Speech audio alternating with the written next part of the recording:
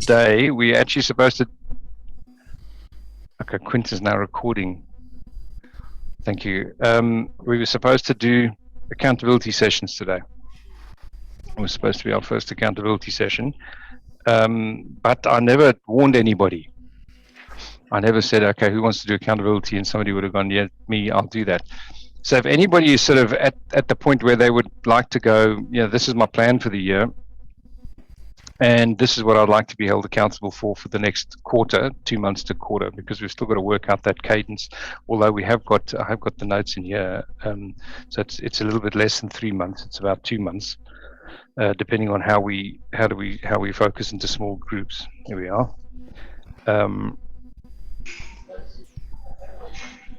Yeah. Okay, well, Tony, I can go quickly and then I can jump off the call with you guys. Obviously, I can give you a little bit of feedback and then tell you what my goals are. It will literally take 2 seconds. Okay, well, we'll give you a little bit longer than 2 seconds, Lisa. Otherwise, that's, it's going to... Well, my feedback is that obviously I finished second year. I finished Revolutions. I finished with a 92% average on the course. I'm now officially a third-year student. So that's my goal this year, to tackle Theology 1 and Theology 2. And then I'll have to go on to being a fourth-year student. But that's really my goals. That's really in a nutshell. It's my studies. And then that's going well being mom. My kids are all into their jobs and my husband's into his jobs. So, I mean, kids at school and kids also running quite well as mom and wife. Okay. Yeah. So just right. Tony? Yes.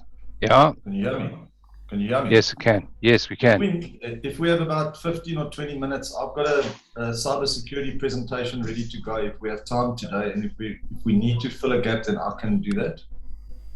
Yeah, we can do that because we said we were going to talk on that. Is anybody else ready with their accountability session or not? I'll do a quick 3-minuter. I think it'll be a repeat, but I've engaged with a bit of it, so you can still hold. Yeah, you did have something at the end of last year, Dean. Yeah, so go, give us a shot. Okay, I've got your notes here. All right. There's specifically in my finance area of the 4 Fs, which is obviously business related. There are 4 particular tasks that I'm setting out to achieve, and one is to shift from an individual to a company. So I have been looking at accounting firms to start that process. Then a dedicated marketing and online marketing campaign. I have engaged with a guy that is specifically active in my field and has done very, very well with one of my consultants. So he knows my specific marketplace, and he's preparing a proposal for me, and we will probably kick off in March. Then I have engaged with a virtual assistant as well. She's probably going to be starting now. I've got a meeting with her later today, so I'll probably get that going now. And specifically with us, the whole idea was to have a presence while I wasn't around in that space, and then obviously pick up a lot of the admin. And with that in mind, I have a move into the new house now. So most of next week is going to be a bit of a mess. So it makes sense to get that going immediately. Yeah. And then I have been saying it for a while, is a take-on document.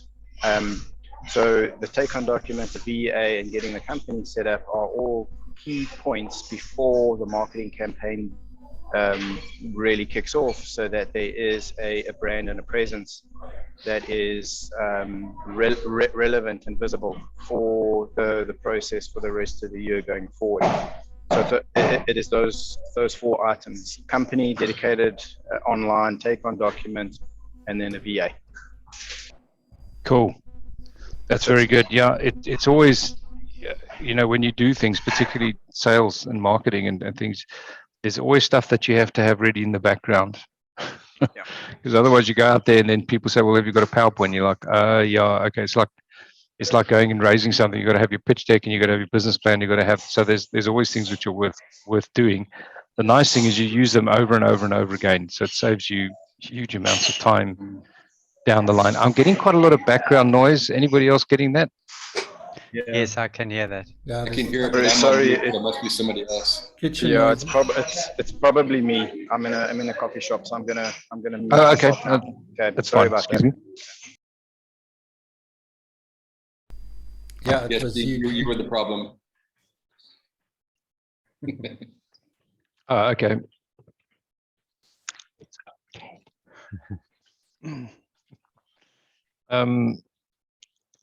Okay, that's cool. Sorry, I wasn't quite sure where that was coming from. Anybody else want to do? I'm very happy to hear Gary, but anybody else sort of already got their sort of their map sort of aligned and going, this is what I'm doing? No. Everyone's looking at me very blankly. Okay, that's very good. Let's do so next week. Let's do accountability next week. Let's do a plan next week. Who wants to step up for that? Here's my notes. I'm good with that. I'm Tony. looking here. I've got a Greg. I've got Ralph. 1, 2. I need 4. And I've lost my notes. That can come in. I can come in with goals and accountability for like the month or whatever. Yeah, so it's basically just, and as we said, a little bit like Ralph was talking about yesterday. I mean, last week, coming in and going. So what I'm looking for now at this point in time is, because we're at the beginning of the year, at the end of last year, we sort of had a look on, what are we doing next year? What are the key things? Here we go. Here's my notes. And then we said we're going to do accountability sessions. We're going to try and do 15 minutes, 4 per session. Last week we were talking maybe that's not enough. It's 3 per session. I'm happy to do 3 per session. What I would quite like to do is break the group into 2 groups during accountabilities, so that you can do an accountability and you can have a chat, because we've got like 4, 8, we've got 12 people today. And then if we can do that, is let's say we do 6 and 6, and then sometimes people aren't there, but you've always got 4 or 5 people. And then that smaller group can keep you accountable as to what you're doing and create input. And what we can do, if you want, is we can flip that halfway through the year so that you get to have other people in your group. I don't know whether that's a good thing or not. I used to like keeping groups together for a year because you get continuity, but that was when you met monthly. So I'm very happy if we're meeting weekly to do that, and then to change it around. Yes? No? Yeah. Makes sense. Yeah. So I'll give it a go. Next week. I think the goals are useful to do in the whole group. I'm just thinking aloud, and then accountability in the breakouts. That's actually weekly or monthly, right? Yeah, it's twice a month, but to get through everybody. Right. It's just that if we break into smaller groups, then you can have shorter accountabilities, which I think is very important, guys, especially with entrepreneurs. Is being held accountable is actually really one of the key things with Next Level when we started it, or KBN in KBR when it was that, because you need that, somebody to sort of go, well, how are you guys doing? How are you doing in a trusted environment? What's happening? How's it going? Yeah, I'm not doing that. Okay, why aren't you doing that? Well, X, Y, and Z. It's too light at night, and I'm not getting to sleep, which means I'm getting up later in the morning, and means I'm not actually. Sorry, Dean. I had to use an example, but you get to sort of a cadence which works quite well, with limited amount of time. Whereas when there's a whole group, we've got to go all the way around before we come back to you. Whereas if you're only doing a cadence of 6, you can have 3 and 3. And then the next month you can do 3 and 3. So you're going back to that. Yep. And we can do it. We can do it once a month. We can do a summary, just like Lisa and Dean did, and you've got 5 minutes with the group. Yeah. Nice. Yes. No. Okay. I don't know which bit we're saying yes, no on now. There was a few options there.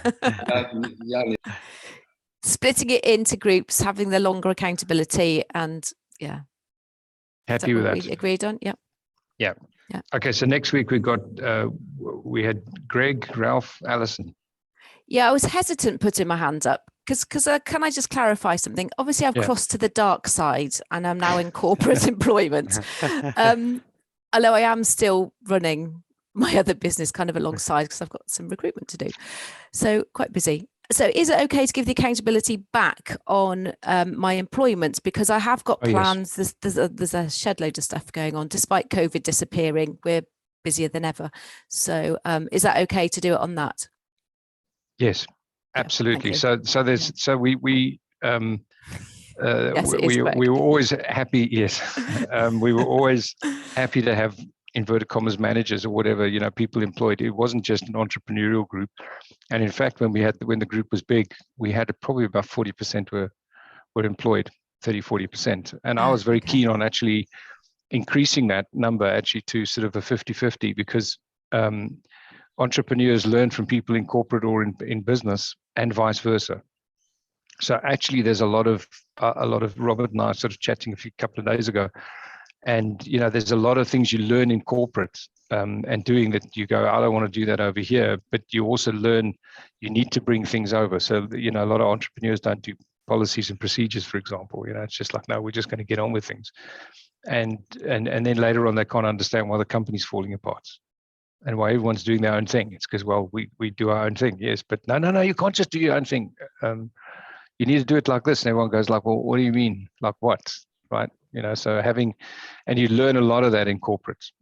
Yeah. Right. My son's girlfriend has just started at Weber Wenzel. So he started at another law firm, and she's at Weber Wenzel. And he's in at the deep end. Day one, he's working till late. Yeah, he's sort of been doing sort of 10, 12-hour days since day one. He's tired. He's got a 25th birthday yesterday. Gav? He's tired. Ralph? Sorry, Tony, my alarm just gone off here. Okay. I'll just mute you. Sorry, guys. What was that? Sorry. It sounded like a bird.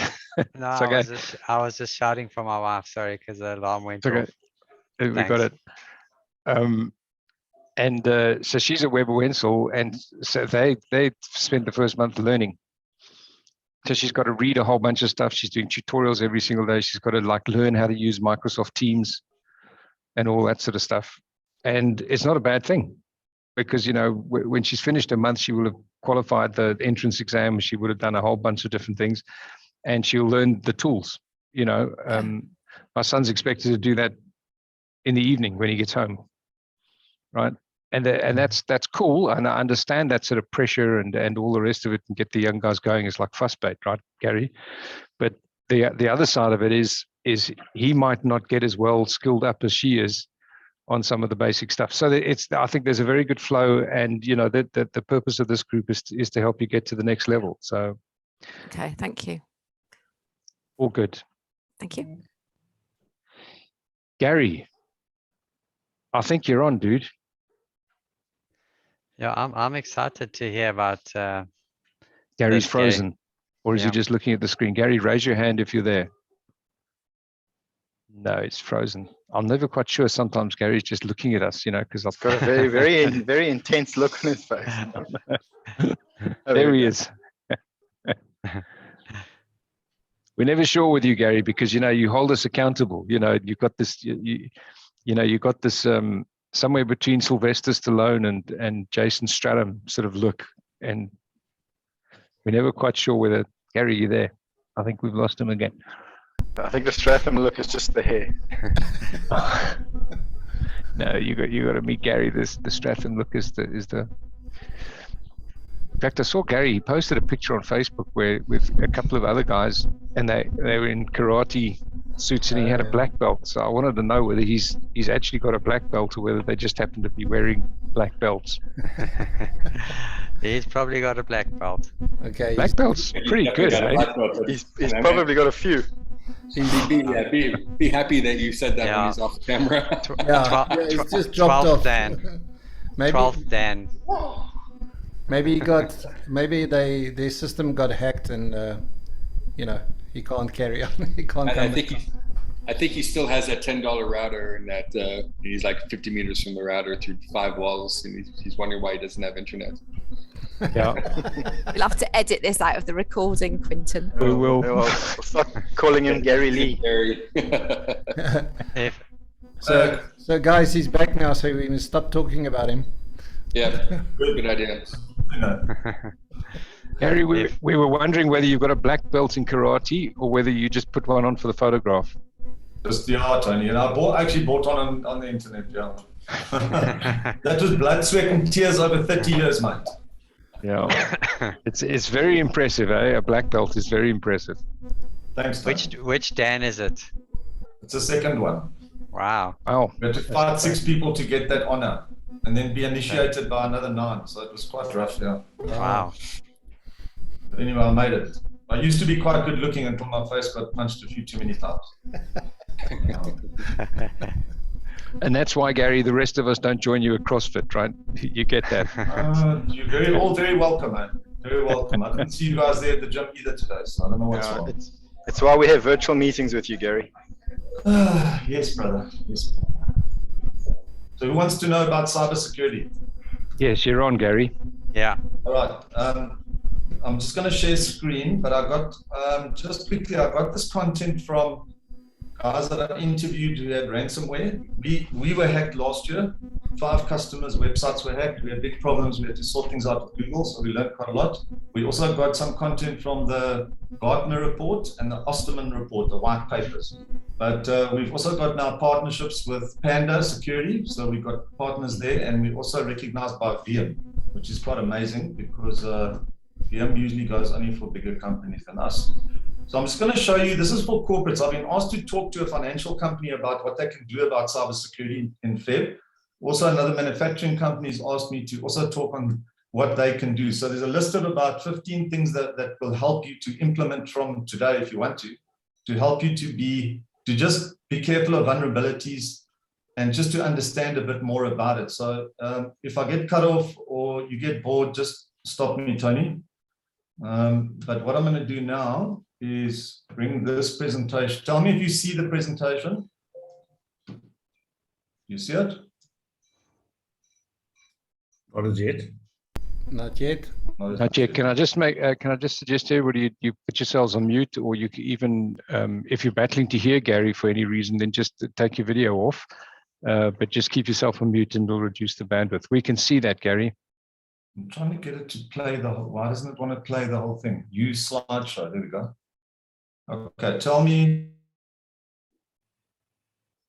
if you see it now. You see it? Yes. So we can. Okay. There you go. Full screen. So we can, okay, I don't know if I'll go there. Okay. So I won't be too long, but like I said, put your hand up, stop me. If I get cut off, just give it a chance. The internet's a bit unstable here in Sandton. I don't know what's wrong, but anyway. So we've set up something called Your Virtual Business, which is part of our media business and the consulting side of our business. And it's about data security, communication protocols, and digital tools. So it's been very interesting what's been going on over the last few months, actually, and what's happening in the space out there. And I can just quickly go through some of the data we've got. Is there been 700 million attempts of ransomware attacks? It's a huge increase on last year. Cybercrime costs $6 trillion. Now, they say cybercrime is the 3rd biggest economy. You get the US economy, China's economy, and then cybercrime economy. So that's like, it's like something we need to wake up and see what's going on. What hit us was the 16 million WordPress sites hit by 13.7 million attacks in 36 hours from 16,000 IPs. They nailed a lot of us. I spoke to other agency owners. We all had some problems, and it was through botnets that were automated hits on any vulnerability that we had. And we got hacked through some administrator in America that helped us, so it was bad. The dark web is where hackers trade using virtual computers, smart technology. They're using proxy servers. You can't find them. And the threat is so real now with 80% of companies recording attacks to date. The data market is 9.2 billion that came from the VMware Partner Program. So I think we're moving into a world of data. We always say data is your gold, or data is important. That's why the hackers are after it, because they sell it on the dark web, even if you don't pay the ransomware. So the shift, and it's happening there. I get reports every week on another company that's been hacked. The shift to remote working has also intensified this because they're not using virtual private networks. So the different types of cyber attacks, this is the main thing that's happening. It's malware, which they attack your code. They put malware in that can do many different things into your computer, like keyloggers as well. Social engineering is probably the second biggest problem, because people click on the wrong links, use the wrong USBs. And every staff member needs training, and that's why we've put this course together. This is what we're doing for these corporates that have asked us to help them. Man in the middle attack is when someone hacks your Wi-Fi and they're between you and the Wi-Fi.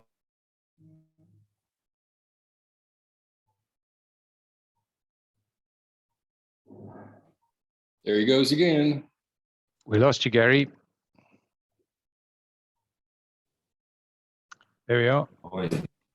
Let me go back. See if we can get back there. I don't know what's happening with this. This Wi-Fi is really not great, right? Okay, let's go back to that. Yes, are we back? Can you see it? Yep.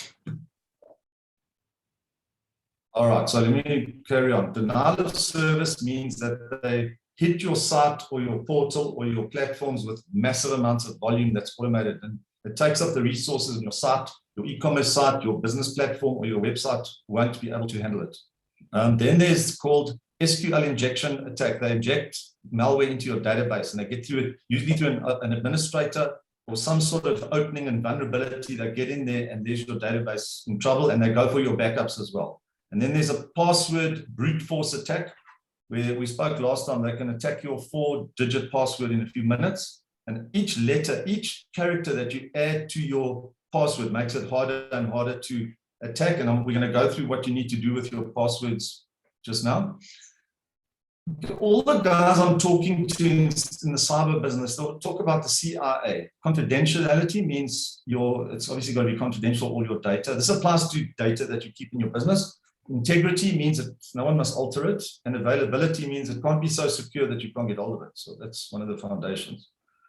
The elements of your digital strategy, I'm just going to rush through this. You guys can read this. This is quick. This is basically what you do in your business. And it's pretty much your whole business has moved digital. That's why we call it your virtual business, because every single factor of your business is online and using a digital tool.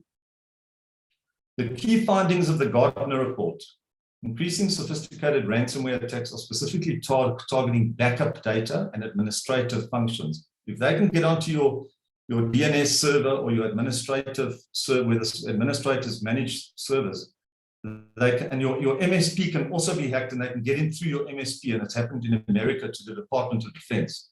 No single solution can completely protect an organization. There's no one can say, I've got this tool, or this thing's going to make you 100% safe. There is no such thing. I think it's like the real world. You're never 100% safe, but we do what we can. The threat from increasingly sophisticated ransomware is growing, with attacks being launched by criminals and government organizations. Russia, China's now said they're sorry they hacked America so much. They're going to try to stop that, but that's what they say. But they all know that they've proved it, that they've attacked a lot of databases in the Department of Defense repeatedly from China. And it's very difficult to trace when you have a whole string of proxy servers bouncing all around the world. Our attack came from Indonesia, but it could have come from anywhere. Ransomware is frequently deployed as a component of a broader attack that looks to compromise critical systems and critical infrastructure and administrative functions. In the war now, that the Russians are what's happening now in between Russia and America, they're already attacking infrastructure like electricity, turning lights out.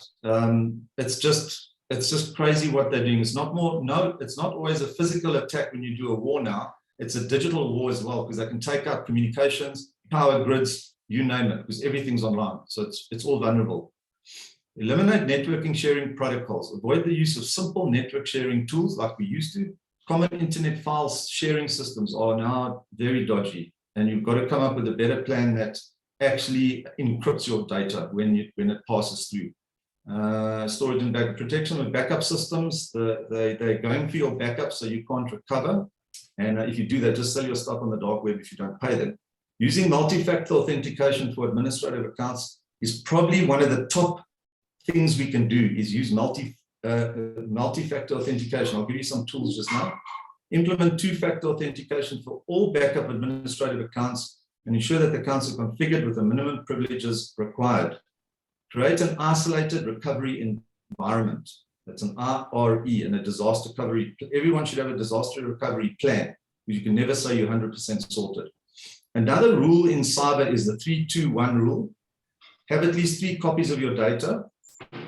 Use 2 different techniques or different formats. and then keep one copy offsite or on the cloud. Now they're saying it should be actually a 3-2-2 rule. Another cybersecurity guy said to me, I must tell people it's more like a 3-2-2. Have 2 copies that are disconnected somewhere on offsite, on the cloud, or but definitely off the grid that people can't reach.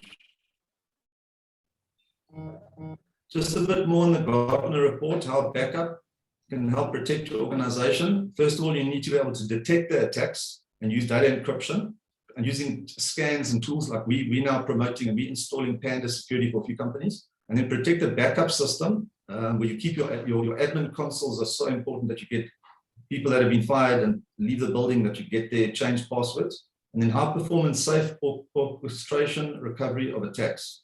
Like how do you recover afterwards?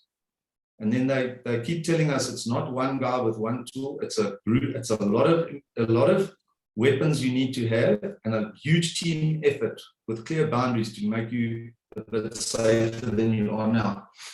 Key takeaways from the Osterman report. This was a very interesting white paper. The most effective mitigations against phishing attacks from our research are multi-factor authentication, security awareness training, that's what we're offering companies as well now, and the ability to remove phishing messages from employees' mailboxes for ransomware. It's a multi-factor authentication, rapid patching of vulnerabilities, and security awareness training is what's come out in the report after they interviewed a lot of corporates. So let's just go one back.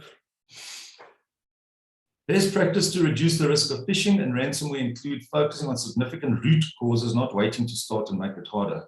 16% of organizations reported no security incidents, but they are just waiting, and it's going to come.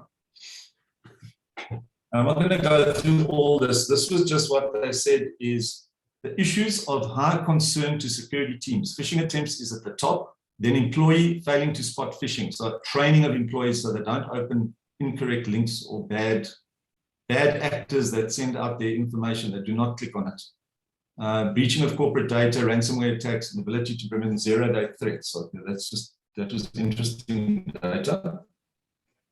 Effectiveness of phishing mitigations. Once again, multi-factor authentication is top of the list. Second, training of employees and the ability to remove suspicious phishing messages, which I'm sure we've all had.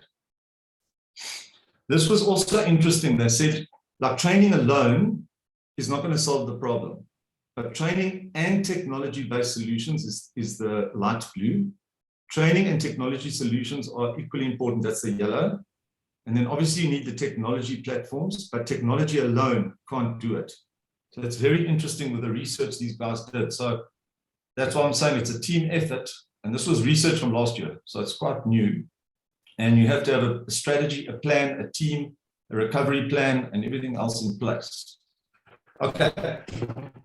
So this is one of the main things that, I don't know if you want to take a photo of this or just bear this in mind. The checkup here is update software. Phones, computers, update all your software to get the security patches up to date. The websites that we battled with, some of the versions were old, the plugins were old, incorrect old plugins that weren't updated anymore because they've been abandoned, and they'll have vulnerabilities in them. And then the website versions need to be always updated, but be careful because it can crash your site. So you need to have the right backups of your website. Update your phone. Some US cables, you know, in the airport, you can sometimes charge with a USB cable. They have malware built into them. So don't ever put someone else's USB anywhere near you. 12-character password, they say that'll take 100 years to hack, so we should be fine. Multi-factor authentication. There's a Google app called Authenticator. So I'm using that now on all our sites. So when you log in, you've got to go to the Authenticator that changes the password every 30 seconds. You get a new password and the Authenticator opens your platform. So if you put your at least a 2-factor with maybe an SMS, but your cell phone can be hacked and transferred to someone else. Your emails can be hacked, but the Authenticator is a hard one to crack. So Microsoft also have one, but the Google Authenticator app, go check the App Store and download it and start using it on all your platforms. Make your passwords longer to 12 with different characters and at least 2-factor authentication. You're already on the right road to recovery. The Dashlane password manager is what I use. I found 2 of my platforms being sold on the dark web because of Dashlane warned me about it because my passwords were in there. I had to go and clean it up. And there were also some vulnerabilities on some of our sites that have been accessed by the wrong people that we had to go and sort out. Some old apps. I was using old software packages that I don't use anymore, and they were found and they were on the dark web. So your Dashlane password manager will tell you and scan the dark web and tell you if you're in trouble or not, or something's been compromised. That platform tells you, and you can go fix it. A spike in data is the denial of service, DOS. Check your analytics. If you see anomalies in your analytics, it's usually a denial of service where someone's like hitting you with a lot of data. So that also is a telltale sign. So look at your analytics. Look for anomalies. The virus software like Panda is what we did research, and Pandas we think is the best. I'd like to hear what Robert says, but we've got a panel that we can see all the computers. We can see the software they're removing. We can see all the threats that are being dealt with by Panda on our main security panel. Another thing they said, a lot of guys, is please don't ever download free software. Like, hey, I found a free antivirus software package. Why is it free? It's because there's crap on it. So don't pay for software and update it. And no movie downloads on BitTorrent. There's malware built into this free stuff. And the bad players love it because they think, oh, here's something free, plug it into my computer. They take access, they put a keylogger in there, and you're in trouble. And it's difficult to get off. It's difficult to clean it up. Limit the amount of users, remove any old users, especially on admin panels. And then you do penetration tests. There's actually a site called, I'll give it to you if you want, penetration test tools, where you can actually do penetration tests on your system and do audits, regular audits on your system of who's in control, who's accessing my information, and also physical penetration tests. Can I walk through and say, hey, I'm just here to see Tony because I've done research on you. I know I'm from Blob, one of your service providers, because I know you use. I'm here to see Tony, and I go and put a USB in one of your computers. That's all it takes. Simple. And they're in, and there's malware injected into your system. Staff training was number 2. Malicious links, communications policy must be done to make sure that I tell my staff, if you're not sure on like those DHL ones with a zip file, if you're not sure, open nothing, send it to me. What I do is I put it through Gmail, and the Gmail scanners are the best I've seen. They say, sorry, it's ransomware. And like I got a deposit from a client yesterday, and I looked at it, I thought, no, this isn't right. I'm not going to open it. And then it actually, I saw it in the bank, it actually was. But rather open nothing that you don't know. And no public Wi-Fi, because Wi-Fi's are not secure. So you go into the free Wi-Fi in the shopping center, good luck. Why is it free? Because they can have a man in the middle attack. And it's happening at the airports, it's happening all over. They take control of your information. And standardized system software, no thumb drives ever. What they do is the bad actors will drop a USB on the parking lot, or a pack of new ones, and people, hey, look what I've got, new USB, plug it in, there's the malware. So just throw any thumb drives people give you, just throw them in the bin. Look at your admins, identify your server access and documentation. You must document this whole process. Like, you must have a digital strategy for all your platforms. You must document it, who's in charge, who's responsible. Are you using virtual private networks? I'd like to hear Robert talk to us about virtual private networks. It's something that is like a safety where but they can do a back shell, and they can do so many things that I'm learning about that it's like even that's not secure. And then brute force attacks is just they hit one of our sites 15 times a day with a botnet, until we did another plugin that changed the login URL, and that stopped the brute force attacks. And then longer passwords. So we managed that by the right plugins and changing logins, changing everything actually on the system. When you get those brute force attacks, the right software will tell you you've been brute force attacked. And it was quite an interesting process we went through. And then map out your risks, implement a disaster recovery plan and an offsite backup, like we said. Understand the popular requirements for your business and how you deal with customer information. I say don't keep credit cards on your site, rather let people put it in a game, because credit cards are being sold regularly on the dark web. And nobody can go and find the dark web unless you have a Linux machine and you implement a Tor browser. So it's difficult to find the dark web, but it's massive. And there's so much, I read a whole article about it, very interesting. Regular audits and training, the 3-2-2 rule, and then offsite that BAS is backup as a service. DRAS is disaster recovering as a service, and that's what VM does. In summary, the takeaway from these reports: seek external verification for cybersecurity readiness, security posture of your organization. Ask someone to do a pen test, or get some smart guy to have a look at your system. And then it just says phishing and ransomware problems for all organizations. As in the real world, if people are trying to steal your information, they're trying to steal your financial records, they're trying to put keyloggers on your system, and there's always some weakness or some threat to every single person on earth. And somehow we have to be aware and get the right tools in place. So it highlighted the value of multi-factor authentication. Even your Facebook, Google, everything, you must have and then use that. Remember that app I told you about? Awareness training, rapid patching of vulnerabilities, and other solutions for reducing business risks of phishing and ransomware. These solutions must be complemented with a strong best practice guideline. I've been training my staff, and now they click on nothing unless they really know. In conclusion, prepare a digital strategy document. That's not just for marketing. Obviously, I come from the media side and the website side, which we've been studying more. But what about your databases? And what about your 5 terabytes of data sitting somewhere, or your POS system? It's vulnerable, and somehow we have to keep increasing the security. So prepare that document.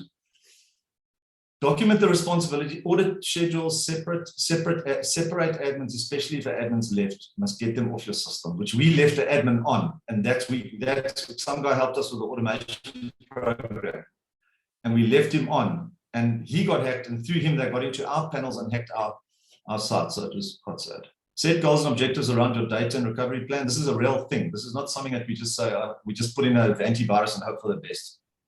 And consistent applications across the whole system. Check those old, and I found those old ones that I used 5 years ago.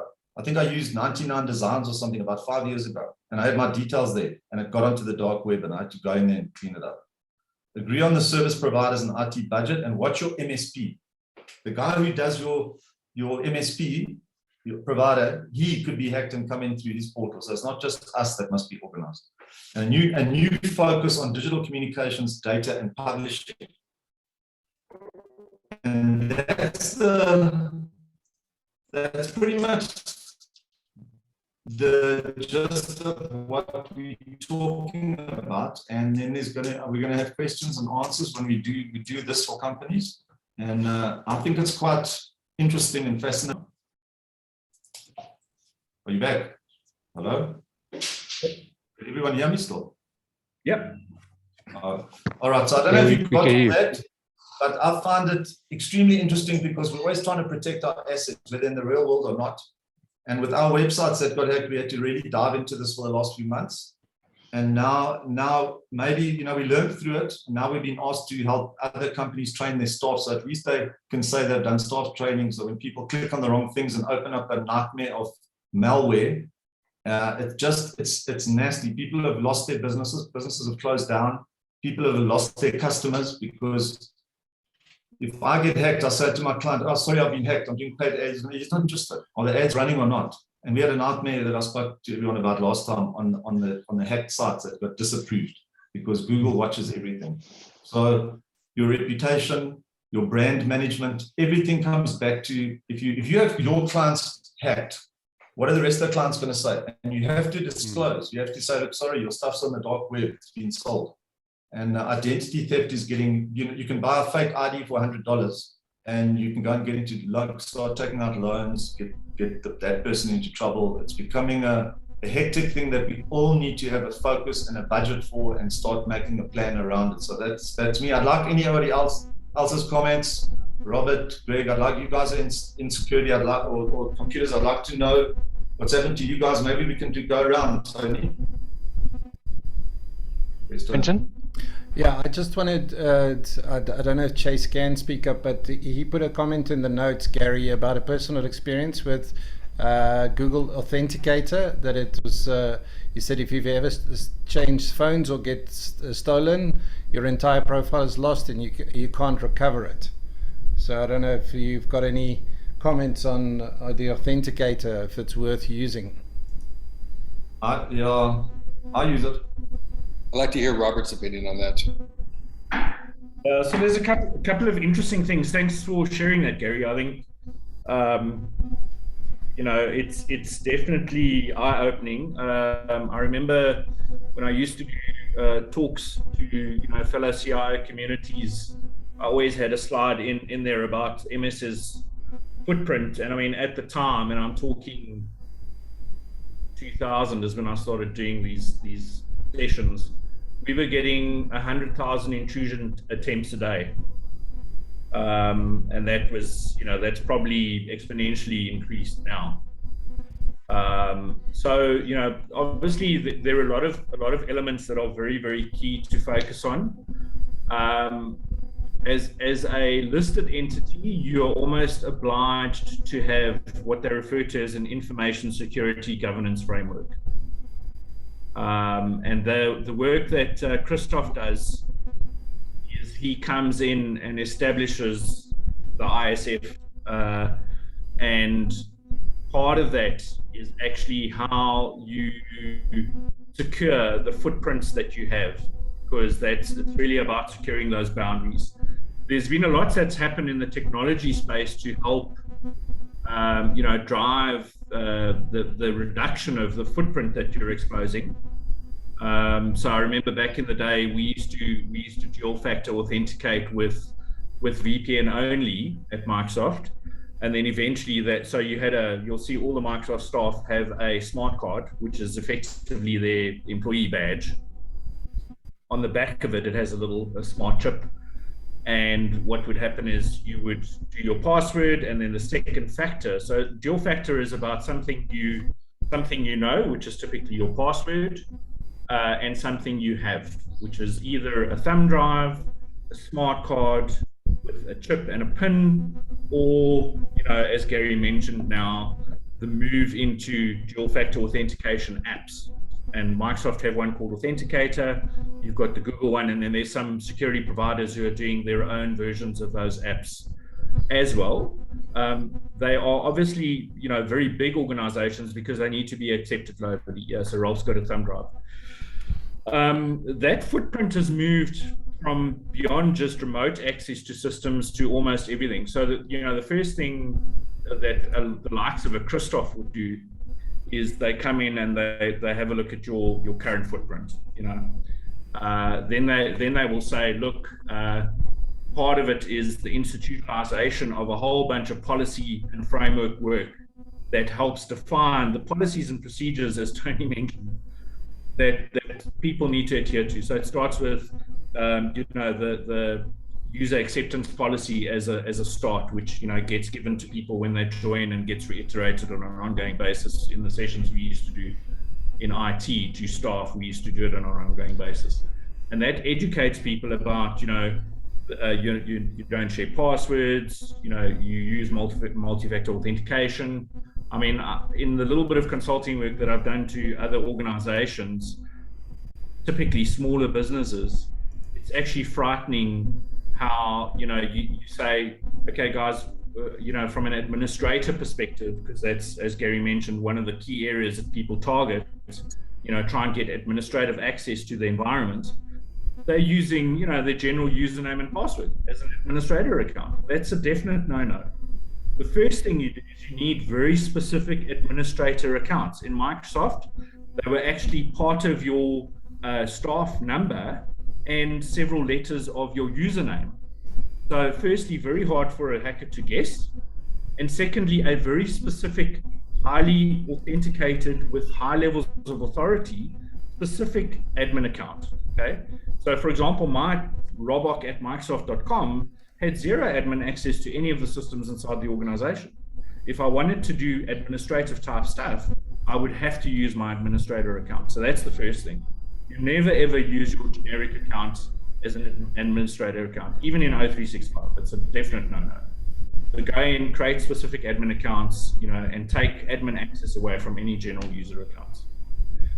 The other thing is on the where those things are going is that Microsoft are pushing quite heavily into the use of alternate biometric in terms of passwords. So for example, you'll see, I think it was Windows 10, in fact Windows 8 a little bit, but certainly Windows 10 started bringing about the ability to scan faces. And look at all of the Surface products today, they have a 3D infrared camera that you can use instead of a username and password. So when I walk up to my PC, it'll scan me and automatically recognize me. And they are highly secure. They've done tests with twins and all kinds of nonsense. And certainly Microsoft's view is that password is dead, you need to put systems and procedures in place to start moving away from that, and that means some additional hardware.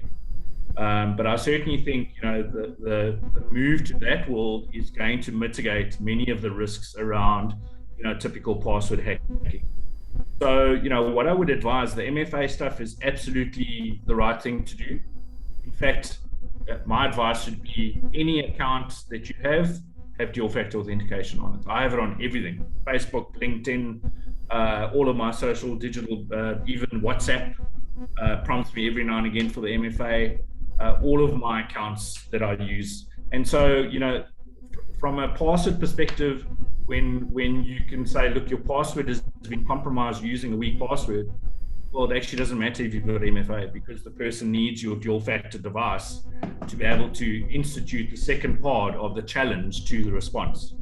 And unless they've got your phone, which typically if you're doing authenticator, your phone also need to make sure that that's also locked down. So don't give the keys away to the safe. But and then the third piece is penetration testing is absolutely critical if you're a big business. And if you're a listed entity, they will insist that it's third-party penetration testing, independent third-party penetration. Yeah. And that gives the board, comfort that there is the right level of being adopted to make sure that these things are being looked at very carefully. So that's the kind of stuff Christoph and his crowd do. And I know Tony also knows a whole bunch of guys that do very similar things. They come in and they'll do penetration testing. As I said, they're ethical hackers. So, they'll have a look at all of the holes. You'll pick up these things, guys, your systems are not patched. Understand these are the things that you're exposing your environment to if you don't regularly keep your systems patched. Take those servers offline, make sure that they're not accessible via the internet. Some people, don't keep up with their regular patch cadence. And so as a result, you find, swathes of servers inside the organization or laptops inside the organization aren't at the right patch level, and those are exposing security vulnerabilities. So, even though a lot of guys like to hang back in terms of regular patch deployments, they have environments that they set up that mirror the existing live environment, deploy patches to them, and they check whether things break, because that's the main concern. And then, provided those are all okay, they then move forward into patching the live production environment. So you need that cadence on an ongoing basis as well. But MFA absolutely is one of the best ways of protecting yourself against any forms of these attacks. Just a couple of things with corporates. Just if I can give you sort of two extremes. Well, I'm involved with a company called One Secure Place, and it's all about people's assets and data. I mean, it's incredibly, the most important thing is security for One Secure Place. So what we're doing, and the product hasn't gone live yet with stuff, but we're doing multi-factor authentication. One of the things we're doing is we're not setting up one cybersecurity firm, we're setting up 3. So once a month, one of them tries to hack our systems, right? Because these guys, well, this is what they always do. Okay, these guys, they've got a different set of ways of working. So if you're really highly sensitive and you've got to look after your customers' data and so on like that, absolutely do that. Gary, you talked about don't keep your customers' credit cards. You don't have to. They can replug it in. Google asked them if they want to remember it. There's lots of other things that will remember their credit cards. Again, it's like the POPI Act. If you guys saw any really good talks on POPI Act, I think we did have one. You keep as little as possible and you delete it when you don't need it. That's sort of the rule. So do that. Other end of the scale, password managers. Gary, you mentioned you had one. I forget what it was. Dashlane. Dashlane. Dashlane.com. Yeah. I've been using LastPass for 8 years, 9 years. Also a very good one. You pay for it. You can get what's quite nice with some of them is you can share your passwords with like your wife or something like that, so they can have access to it. Or if you die, they can go in. If you lose your master password, it's gone. I did do that with LastPass. I lost everything. and they cannot give you your password back again, because they said if we could give you a password back, it means we could hack into your password things. So it is secure. LastPass then goes on my phone, it goes on the computer, it does everything. I know Apple keeps passwords and Google keeps passwords and all that sort of stuff. I have so I use LastPass, and I only generate passwords now. I have no idea what my password is. It comes up and you can say, I want a 32 character, a 12 character, or 4 character, whatever, and you just set it. So I normally have it set at, I think it's either 12 or 16. Generates a password, it's in there. Every now and then it stuffs up and it doesn't work properly, or didn't save it, or something happened, or Google saved it as something else and it auto logs in. Then I just reset the password. It's easy to reset a password. Whack, gone, reset password, password done, refills it in, now it's there. I never remember passwords anymore. And again, LastPass, and I'm sure Dashlane does the same thing, is it tells you which of your passwords are weak and which one's the subject. It tells you there is a dark web thing where it says, hang on, this has been sold, or potentially has been sold, and et cetera, et cetera. We suggest you change that. Multi-factor authentication is critical. Chase, I saw your comment on Google Authenticator. I just put a link on there.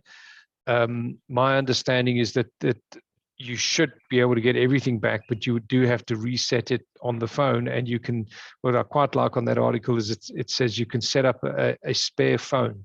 I've got that. I've got an old phone, iPhone 7. It's great. I use it for a couple of banking apps. I've got nothing else loaded on this, like nothing. My banking apps are on here, and there's Face ID and there's multi-factor authentication, and my really, really secure things that I need, I go through this phone as opposed to my other phone. Okay, and it sits with me all the time, and I keep it sort of charged, and I do what I need to do on there, but nothing else is on there. So it is definitely worthwhile doing that. I think for most people, it's not so much about your corporate data, it's about your own personal stuff, right? In this forum, a lot of people, Dean, how does the other big thing that I do, Gary, you talked about it, and I physically do this. They're cheap. This little puppy here is a 5 terabyte hard drive. 5 terabyte. Good grief. Robert, I was saying the other day, my first PC was a 286, and it had a 20 meg hard drive, and I got them to upgrade it to a 40 megabyte hard drive. And I remember my mates going, 40 meg, what are you going to put on that? It's ridiculous. You'll never use that in 100 years. 40 megabyte. Yeah, anyway, so there's a 5 terabyte hard drive. And then I've got a nice piece of backup software called Aomi. There's lots of them out there. I got that one, or our techies said they use that at Dovetail, so I use that. Aomi, A-E-O-M-I, Aomi, something like that. Anyway, it's not very expensive, and you set everything up, and I plug the thing in, and I go back up my entire computer, the whole thing, start to finish. It does the entire thing, and then if I get something, you can go back and you can go, okay, restore. And often you'll find Dell or some of your computers will do a restore. If you've got something like Aomi, you can boot off that, and it will reload Windows, reload everything back to where you were. So if you remember to do that once a week or once a month or whatever your cadence is, that's your restore point. And it's a very good thing to do, because SARS, for example, South African Revenue Services, Alison, is a government tax thing. Their emails are just like, blah, blah, blah, click here, right? And you go, is this a real email? Right? And you look at it and you go, but hang on a second, it's from SARS. Then you look at the email address, and, did somebody copy the email address?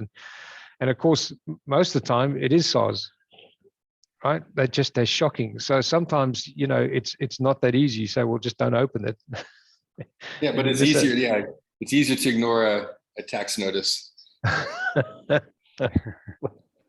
Anyway, so you can just say, you guys, you're fishing. But I think, that Gary, I like that thing you said. You send it to Google, and Google checks it. Gmail. No, I haven't tried that before. That's a. Gmail's got very good filters, and they. I tell you, everybody else, now it's fine. I put it through Google, now it's spam. Very good. Okay. How do you use that, Gary? Send it to your Gmail address. Just send it to your Gmail address and see if Google lets it through. Okay. And 90% of the time, Google will say, no, it's spam, throw it away. Like, oh, you've just won something, or hey, you must open your deposit that we paid to your bank, or You know, or was this a photo of you or some nonsense? You put it through Google. Google says, sorry, it's spam, delete everything quickly. Okay. Guys, I got to jump off the call now. Gary, that was excellent. Thank you. Just one quick comment. One of our strategies in place this year is we get a external audit check twice a year on our environment. So I think, Gary, you also mentioned something around that. So that's one of my accountability points to this board is, I'm measured on 2 external checks every year. And then you're right, that report comes up with all of your vulnerabilities and then you can address them. Guys, I got to go. Thanks for the time today. Nice chatting to all of you. Bye. So fun story. Friday afternoon, this is my old iPhone, now my old iPhone 8. I don't know if you can see, but it's like smashed to pieces. I sent it down the brick stairs. And so I finally caved in, and I pressure of my friends shaming me. So I got the iPhone 13, right? Which is like the single most expensive thing I've ever bought. and so I went into my FMB accounts and I de-linked this, and I linked this and I de-linked that, but I also saw that there was links to browsers, and I always go into my banking from the Safari browser, right? And yet there was unverified links to Chrome for Windows 10 and Chrome for Linux, and a third one as well. So somebody's obviously been trying to get in and take a look around my accounts. So I think it's useful for South Africans to go into the banking systems and or the bank accounts and see what attempted links or attempted to hacks that you've had. And Chase, just a quick comment. I haven't seen you in so long. I think by the time you turn on your camera, you might be like middle-aged like us.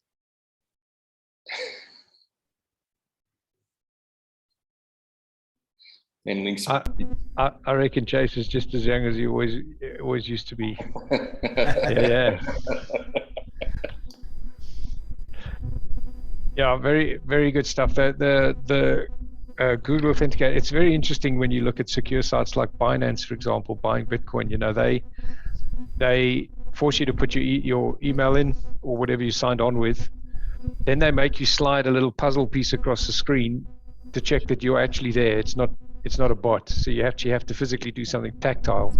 Then if you pass that test, then it says, okay, Google Authenticator or whatever, a Microsoft Authenticator goes to, or Authy or one of those other ones, goes to a third-party authenticator that you have to go through as well. And only then does it allow you in, right? And every now and then it kicks you out completely. It goes, sorry, you need to do this again. So very interesting stuff.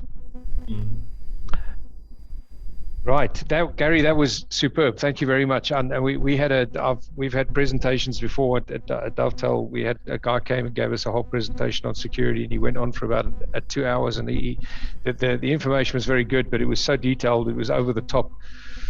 So you actually sort of lost it. It actually lost its impact because it had so much. So I think that was really very, very good. Thanks very much. And I think, guys, Quentin, you can stick that up on Slack.